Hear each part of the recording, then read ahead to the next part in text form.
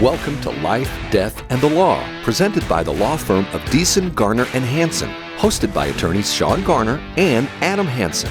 Welcome to Life, Death, and the Law. I'm Shawn Garner with Deason, Garner, and Hansen. I'm in studio with my colleague attorney Adam Hansen and Cody Beeson, who is going to be operating the boards.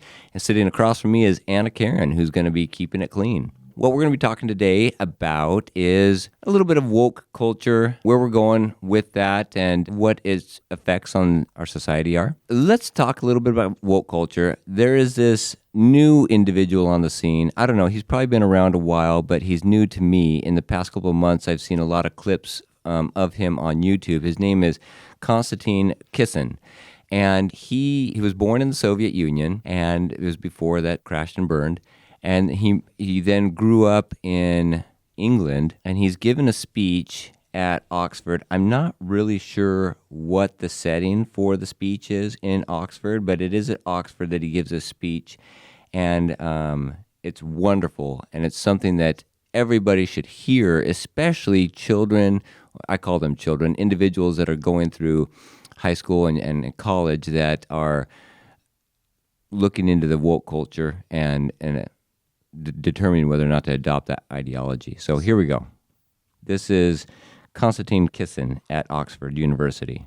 I'm going to vote for the proposition. I'm going to confess I will take your vote for granted. Tonight, I am the Labour Party and you are the Red Wall. Now, I want to talk to those of you who are woke and who are open to rational argument. A small minority, I accept. Because one of the tenets of wokeness is, of course, that your feelings matter more than the truth. But I believe in you. I believe there are those of you here who are woke, who are open to rational argument, so let me make one. We are told that your generation cares more than any other about one issue in particular, and that issue is climate change. We're told that many of you suffer from climate anxiety. You wish to save the planet. And for tonight, and tonight only, I will join you. I will join you in worshipping at the feet of St. Greta of climate change. Let us all accept right here, right now, that we are living through a climate emergency and our stocks of polar bears are running extremely low. I join you in this view. I truly do. Now, what are we to do about this huge problem facing humanity? What can we in Britain do? We can only do one thing. You know why? This country is responsible for 2% of global carbon emissions, which means that if Britain was to sink into the sea right now, it would make absolutely no difference to the issue of climate change. You know why?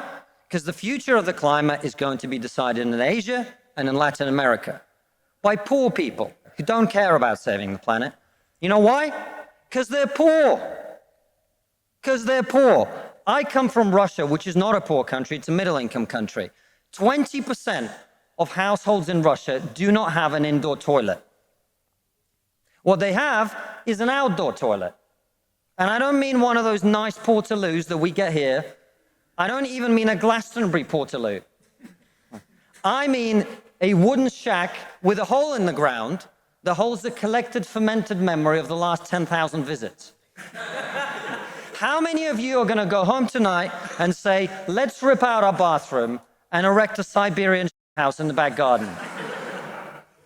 And if you're not, why should they? 120 million people in China do not have enough food.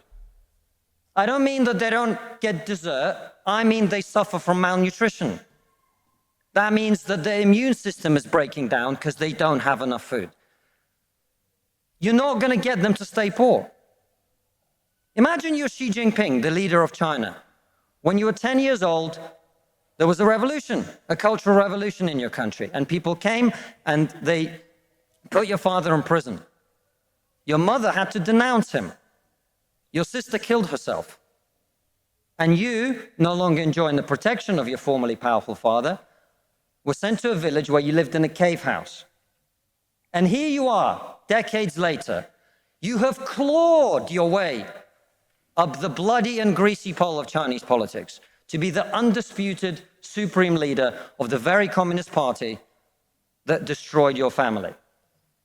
And you know that the main thing you have to do to survive and to stay in power is to deliver the one thing that the people of China want: prosperity, economic growth.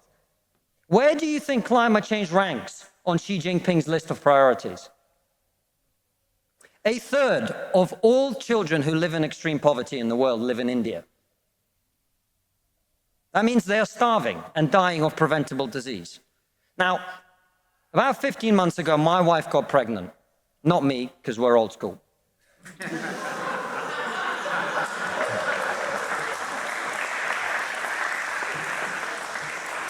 And for 9 months, we talked about what our boy would look like, what he might do when he grows up. We looked at baby scans and videos on YouTube about what the fetus looks like at 9 months and 12 months and 20 months. And eventually he was born. And he is this cute little bundle of joy. He's cuter than about 80% of puppies. Right. Now, if you said to me that I had a choice, either my son had a serious risk of starving or dying from a preventable disease in the next year, or I could press a button and he would live. He would go to school. He would bring his first girlfriend home. He'd go to university and graduate and become a woke idiot.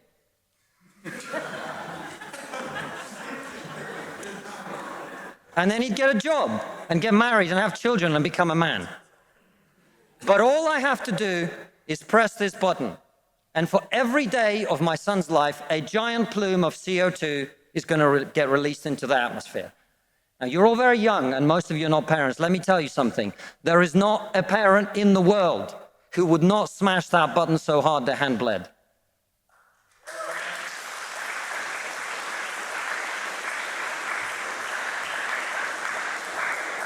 You are not going to get these people to stay poor.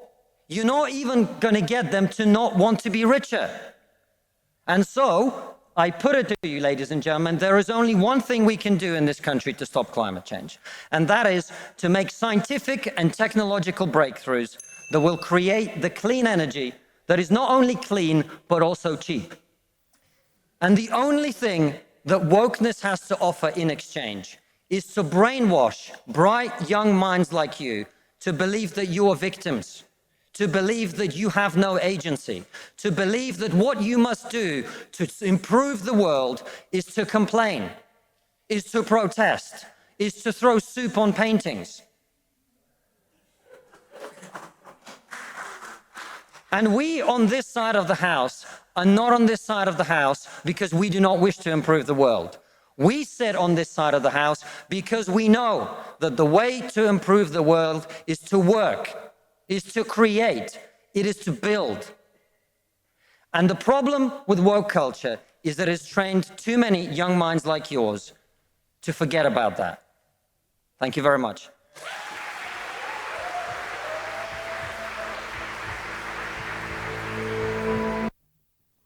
Now, of course, that was given in Oxford in England, and they have a much smaller carbon footprint on the global economy, or global carbon footprint than the United States. But the United States has 14%. Still doesn't matter what we do. Like he said, I say China, but Asia. Right. Asia is the deciding factor here. And South America. Yeah, I didn't really realize how big of an impact they were making. Absolutely. Any pre-industrialized country that is really starting to get their engine up and warmed up and going is going to contribute a lot more to carbon emissions than they have in the past. And United States, we could stop emitting carbon emissions right now forever. And it wouldn't have an impact. It would only decrease this is according to some of the most generous studies that have been done from the most accepted and mainstream global climatologists, and it would have an effect of reducing the global temperature within 100 years by about 1 to 2 degrees. Now, if we think that is our salvation, then we are already gone. That is not our salvation. We've increased by 3 degrees over the past 100 years. Our planet has become greener for it.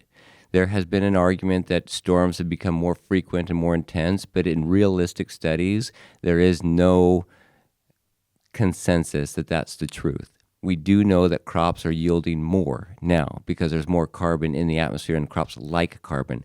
That crops are yielding more now because the growing season is longer and crops like longer stretches of warm weather. There are floods, there are droughts, there are fires, but there have always been those things. There have always been ups and downs as far as the earth warming and cooling. We're coming out of an ice age, and I think most of us agree that we would like to have periods of time during the year where it gets warmer as opposed to living in perpetual ice. So there's an argument to be made that this whole global warming thing is a conspiracy for large, either government or just the World Economic Forums and these world powers to gain control over policies throughout the world. They've already gained their wealth, they've already gained their prestige, now they want to gain control over individual freedom. So that is my own conspiracy theory that I think a lot of people are now awakening up to. But the fact of the matter is, the United States leads right now by a small margin, and it's growing ever more narrow economically, and as far as its politics and issues of true social justice. And when I talk about that, I don't mean social justice that you have to use the correct pronoun. Social justice in the fact that we don't think that 4-year-olds should be working 14-hour days in the mines, right? Or hauling up rocks to be smashed into cobalt. And if we decide to step off that podium as number one, somebody is going to be more than happy to fulfill that role that will more likely than not be less humanitarian. Well, look at the humanitarian standards of who's number two. Right. You know? China is out there saying these million Uyghurs that have disappeared in these re-education camps have been treated totally humanely, and by them disappearing, that is not an indication or evidence whatsoever that they were worked to death producing Apple phones and the other things that we enjoy here in the West, that they just happened to disappear of their own volition and not because they were transported and their village left vacant, much like occurred. It's now approaching 80 years ago during the Holocaust. But we're all too keen to turn a blind eye to this because we're more in love with the electronics that come out of that and our relationship with China than we are truly following through with an ethical responsibility to make sure that the products and services that we have come through true humanitarian means. We're going to take a break. This is Life, Death, and the Law. Coming up, more thought-provoking conversations on life, death, and the law right after this. Hey, Yuma, Dave Ramsey here. If you listen to our show or know anything about us, then you know I only recommend products and services I trust and I believe in. That's why when it comes to protecting your assets and planning for your loved one's future, you've got to call my friends Shawn Garner and Adam Hansen at the law firm of Deason, Garner, and Hansen. I encourage you to take the first step and attend a free, no-pressure seminar and learn all of your options. The firm of Deason, Garner, and Hansen has been educating the Yuma community for over 40 years, and this is the only area of law that they practice. Shawn and Adam believe in giving free education to help people make smart decisions about their assets and help them leave a legacy for their family that they can be proud of. Schedule a free personal consultation today.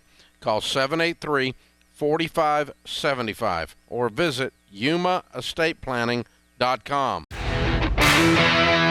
You're listening to Life, Death, and the Law, presented by Deason, Garner, and Hansen, the law firm that has been voted Yuma's best 6 years in a row. Welcome back. This is Life, Death, and the Law. I'm attorney Adam Hansen, and I'm in the studio today with Shawn Garner, my law partner. We've got Cody working the boards, and we've got Anna Karen, our resident female. Can we say that on air?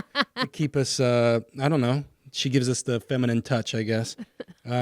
And the last segment we discussed, is the world on fire? And you hear voices in the mainstream media that say that it is, and that we're all going to die. And because we use gas burning vehicles, we use we use combustible engines, and that's going to kill the world.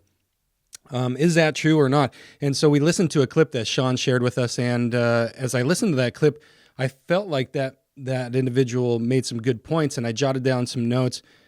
To me, it's a 3-part question.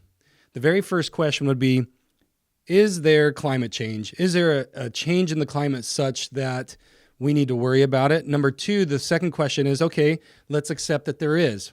Even if you do accept that there is climate change, that climate change, is it going to be negative to the extent that it's going to be detrimental to humanity or to our planet? Okay, so is there climate change? Let's say yes.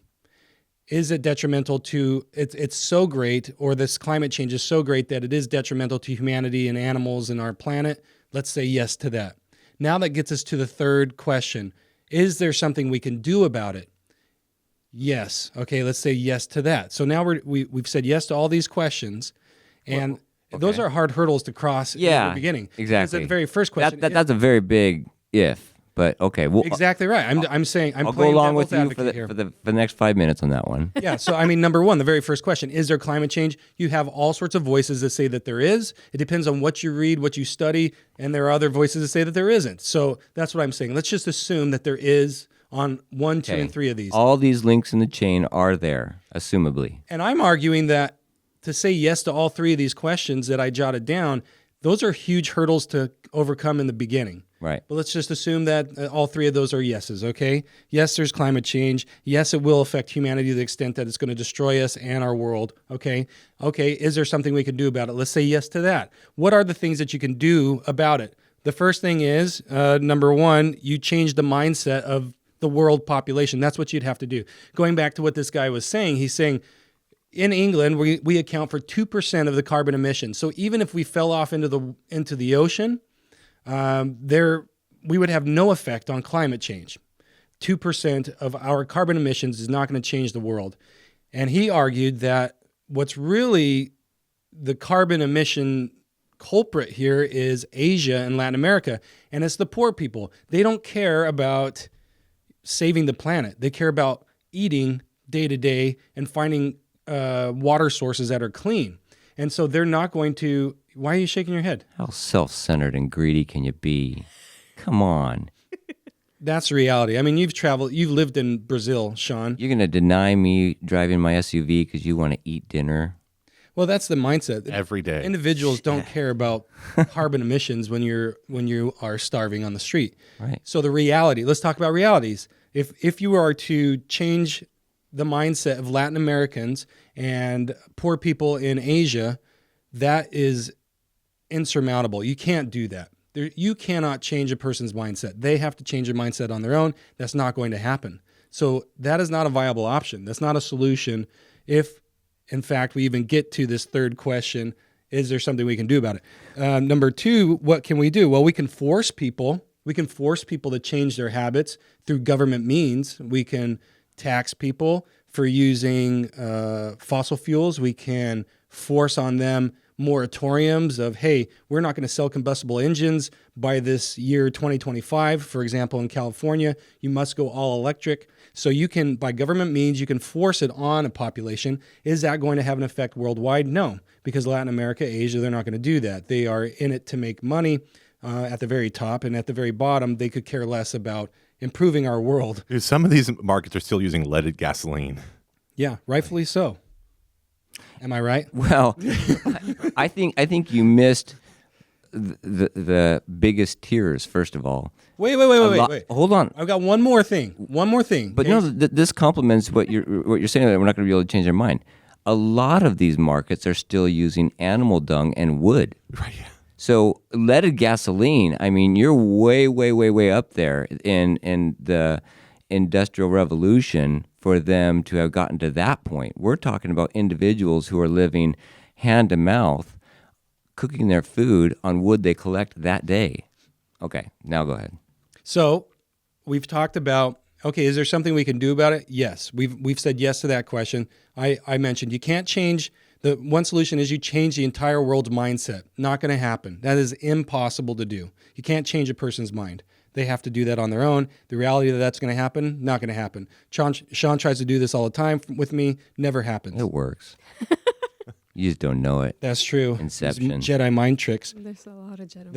The second solution would be, well, we're going to force the populations around the world to take on clean energy sources like what is thrust on us in California or around the United States, which would be clean energy through electricity, through solar, and through wind.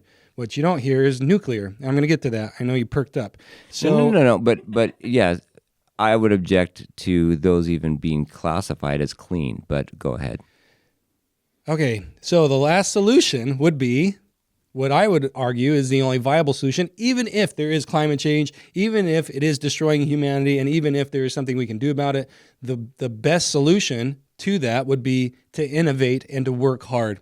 And I think that's the only solution that would be viable on a world setting. So what does that look like? Well, it looks like, I mean, you mentioned, Shawn, you would argue with this clean energy sources like solar and wind. My argument is nuclear. Go all nuclear using these small nuclear modules that they've designed that can power cities like Yuma easily. Well, and that's for the major grid. But I don't think nuclear is an answer overall, and I used to, but as I've researched this more, and Mark Schellenberger, he's a wonderful advocate for nuclear, and so is Alex Epstein. The point is, nuclear can be used well for things that are stationary and very, very large mobile objects like submarines, potentially even airplanes, but not cars. You could use nuclear to charge batteries for electric cars, but you're not going to have a nuclear reactor in an individual automobile driving around or in a small plane. You're going to have it for giant planes, for submarines, certainly for transatlantic shipping. Those should all be nuclear. I don't understand why those are still burning on diesel fuel. We have the technology and have had it since the 60s to have nuclear very safe and operated on these ships. And so anyway, the things that we can't use nuclear for are cell phones, right? The little electronics that we use every day and all the time, it would be hard to use nuclear for. But yes, for the main grid or for charging batteries, you could use nuclear for. And I suppose to the extent that everything went to a battery-powered or propelled object, then yes. But I don't see a plane becoming a battery-operated or battery-propelled thing because batteries are just too darn heavy, right? And fossil fuel is so much more efficient and light in comparison to that. So nuclear would have a hard time transitioning into that. But for other things, yes, for the most part of it. So we can't go 100% nuclear, but we can solve a lot of the issues with it. Well, you missed my answer, though. I said innovation and work. And so, yes, I agree with you in our myopic view right now. But when you have a innovator who comes in and says, well, we have this problem with an airplane where the batteries are really not a solution as we know them now. If we were to pack a battery or an airplane with lithium-ion batteries, it's way too heavy. We can't get that bird off the ground. But what if we reduce the weight of our battery technology? Let's look for ways to do that. So innovation and hard work, yeah, absolutely, could solve those issues. That's what I'm arguing. And here I will agree with you and up the ante even a little bit more. Not just looking for 1, 2, or 3, or 4, or 5, or 6 types of innovations, like we're looking at wind and solar and what else is there? Wind and solar that are considered green energy. Oh, hydropowers. Hydro. Yeah. Well, I know, but a lot of environmentalists don't even like that. Electricity, they've dammed up the rivers and they've created these artificial landscapes where the fish thrive and all the wildlife around them do well, but it's not natural. Oh, I'm thinking like what Finland and Sweden, they're using the ocean. Oh, okay, okay, yeah. So there you go. Or geothermal. Oh, yeah. And so those are theoretically clean. And when I say theoretically, because you got to look into all of the materials that goes into manufacturing those things and the lifespan of the object. So the materials that goes into manufacturing solar panels, that's not clean on the environment at all. You have to carve out huge gaping holes in the earth to get the raw material to produce the solar panel, and currently you're doing that by throwing the humanitarian efforts out the window by having child labor do it, and then you're leaving these gaping craters in the earth as a result. So that's not environmentally friendly to do that. As far as solar goes, you're doing these with a lot of it is fiberglass, and that's produced through chemical reactions, and it's not super environmentally friendly. The bigger part is the lifespan of those windmills is only about 25 years, and they're gigantic, and to cut them up and dispose of them is very difficult, and it's going to fill up large spaces of landfills. So then again, maybe you're not digging so large a holes to create them, but you're piling up debris to get rid of them. And the same thing with the solar panels. They only have a lifespan of right now about 25 years, and they've got a lot of metals that are environmental hazards that we got to dispose of properly, that we don't have really good, large-scale, clean recycling options for those. So that's the reason my argument is, on some, they're not actually environmentally friendly. They're not actually controlling the carbon footprint, because it takes large machines to make these implements of solar power and wind power and even geothermal power and hydropower through the oceans, currents, and so on and so forth. So we haven't got to that point yet. But what I would recommend, and what has been proven throughout history, and especially through this experiment, which is free market society and a free society where people are allowed to own the objects of manufacturing and production, is have 1,000 options, all competing against each other simultaneously. So we've got 1,000 people competing in different levels of some combination of maybe some solar propelled energy in combination with nuclear, in combination with wind, in combination with hydro, in combination with something that we haven't even thought of yet, in combination with fusion and fission, and well, fission is nuclear, but fusion as well. And all of those things, all of those ideas coming out freely, instead of the government, who we know and have been shown time and time again are the most incompetent people to run businesses, telling us what type of alternative energy we need to be using, and then funding all of our tax dollars into that type of alternative energy, like solar and wind. It's like, no, don't fund any of it unless you do it on a merit basis, and then fund 1,000 different ideas and see which prevails in the free market with all of that innovation. We've got to go to a break. This is Life, Death, and the Law, 560 AM KBLU. Coming up, more thought-provoking conversations on life, death, and the law right after this.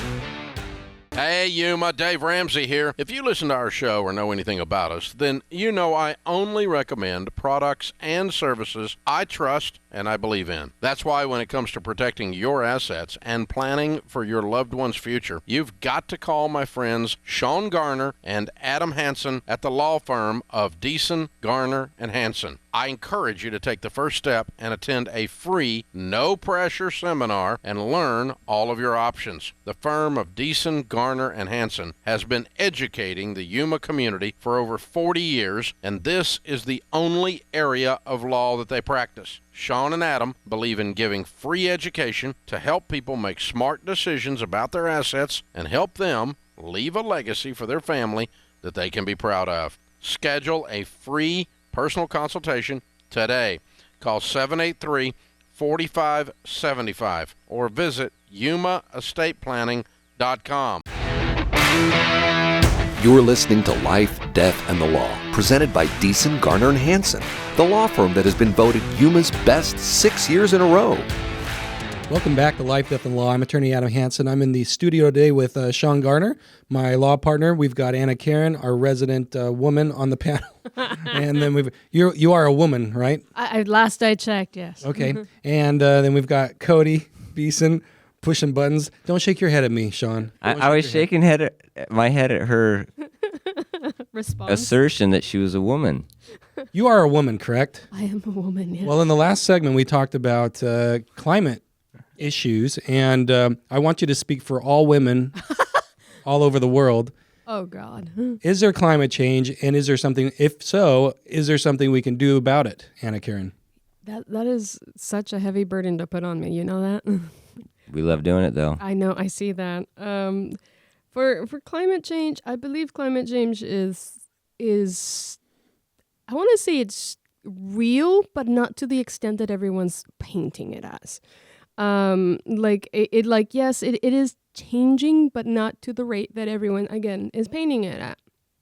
I do believe that, that there is always a room to improve certain things, like nuclear energy and stuff like that. I believe nuclear energy can help, but we have such a negative thought about nuclear energy because it's out in the media. The media tells you it's bad. Look at what happened to Chernobyl. Look at what happened to this place or what happened to this other place, because that's all the media knows how to paint. They know how to paint bad. They don't paint anything that's like, hey, you know what? This is like taking so much like you don't have to use carbon emissions for all this because this one particular station is powering all of that. But it's very easy to think just do bad. Now back to the topic at hand about that you guys were talking about, that most of the carbon emissions are coming from these poor countries. I am Hispanic. I have seen the what he said about like people trying to survive in the porta potties outside. I've seen those. I've seen I've seen all of that. And it's one of those like it's one of the like you're gonna go tell people it's like, hey, you are hurting the environment. It's like, and they're just gonna turn around as like, dude, I just want to live. That's like, you give me what, like I was like, I will do whatever you want as long as you pay my bills and you give me food. Or they pull a knife on you and say, give me your wallet. That That's works probably too. what's going to, if you come up to a person and you tell them that on the streets of Brazil, that's going to happen to you.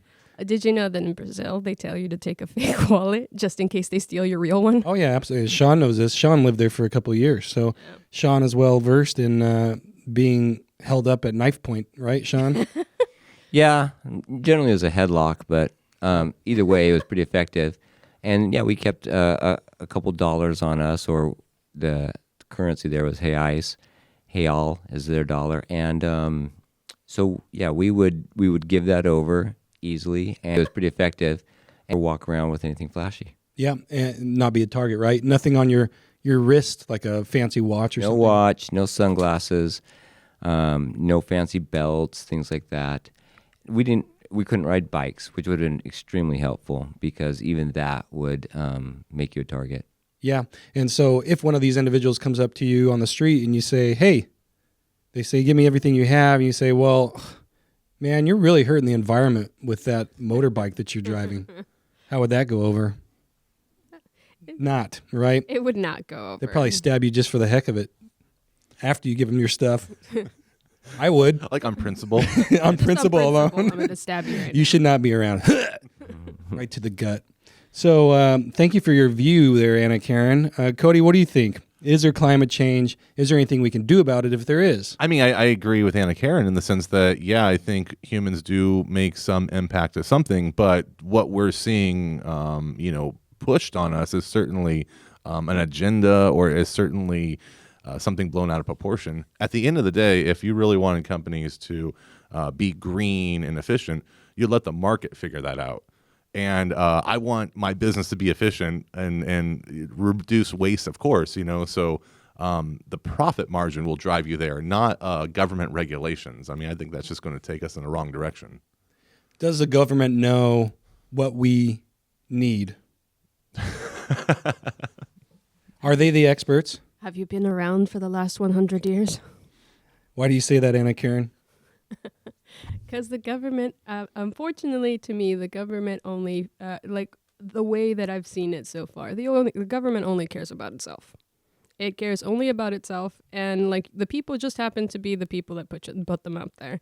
But most of the time, like you'll see a lot of oh yeah, I'm gonna pass this regulation because it's good for the people, and then you look at the side of it, and then you notice these big companies are getting these nice little cut breaks and stuff like that from said legislation, said law or whatever that they just passed.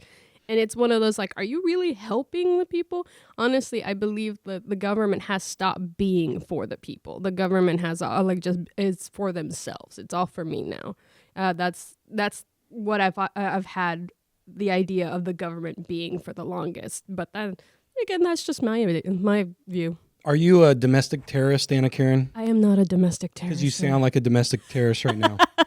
I am not a domestic terrorist. Last week, there were stories, I don't know if you followed this, but there were stories about Target, my wife's favorite pastime. How dare you? And so Target was in the news for kind of showcasing transgenderism right when you walk in. It really wasn't kind of. I mean, it was in your face right when you walk into the store. The biggest, most prominent area was transgender clothing. And so there was blowback on the conservative side regarding that. And so there was a massive boycott to the tune of billions, not millions, billions of dollars of lost revenue to Target. And I was interested in what is their argument? You know, can you defend what you're doing as a corporation like Target? And what would be their reasoning? And so you've got two sides of the argument. You've got the conservative side and voices that are saying we need to not support that type of grooming of small children and our families, and thrusting this on our families and our what can be seen as a immoral type thing to do. And then you have Target and this corporation that's pushing this type of idea on its consumer base. And they're saying, well, what's happened to us is a form of domestic terrorism. When you come at us and you don't frequent our stores because of products that we put out there, we weren't hurting anybody. We weren't trying to hurt your family. And that you are hurting us. That's a domestic terrorism act.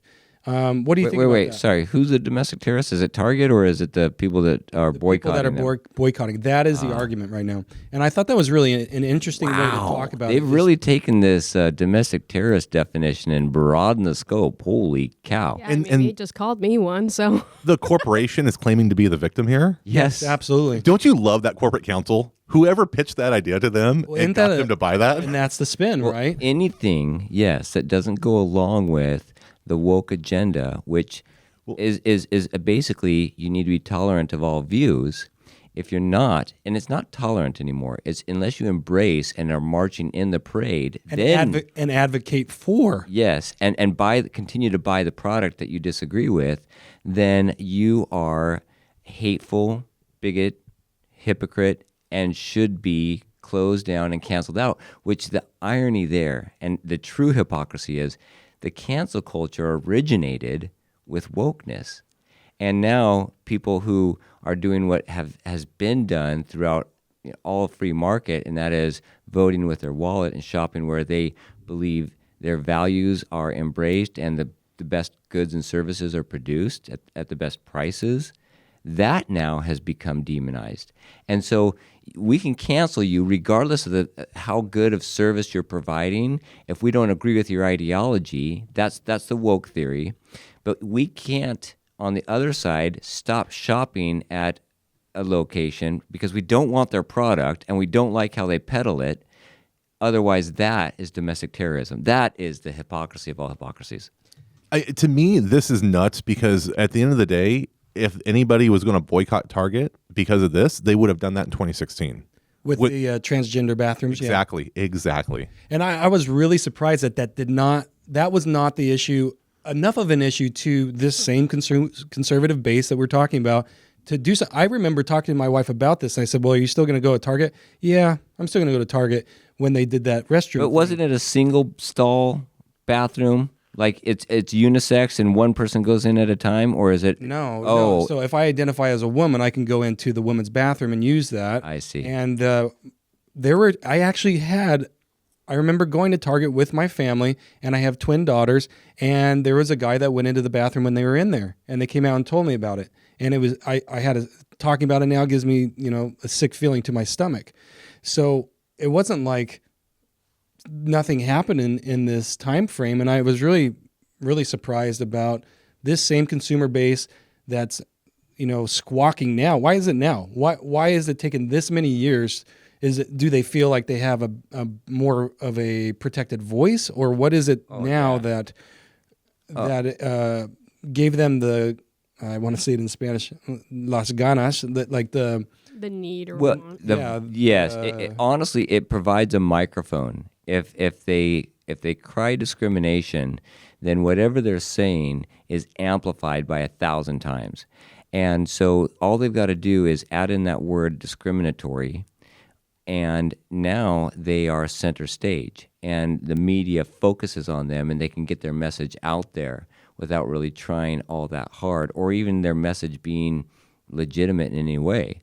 And I think that is what's happening right now. And the media is just so hungry for it because it's I don't know, it's salacious, it sells. It's what people want to tune into. And that's why the media produces those types of stories. The media doesn't produce stories of families reuniting because people got over drug addiction or stopped watching pornography or all those other things, because those are boring. They talk about all of these high-profile individuals that cheat on their families, and then they celebrate these musical artists that have 2 or 3 or 4 baby mamas, and they're celebrating all of them for Mother's Day, and that's apparently a good thing, when in reality that's destroying our society.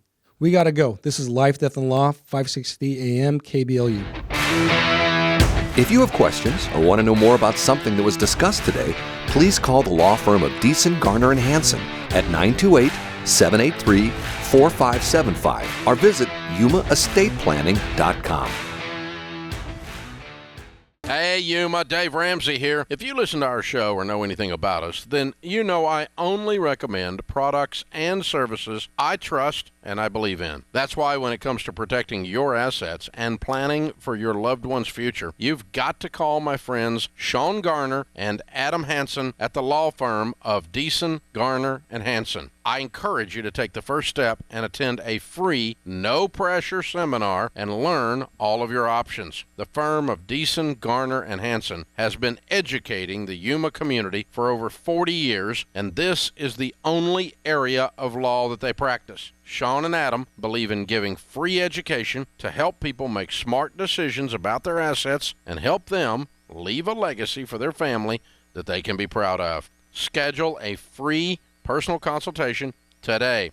Call 783-4575 or visit yumaestateplanning.com.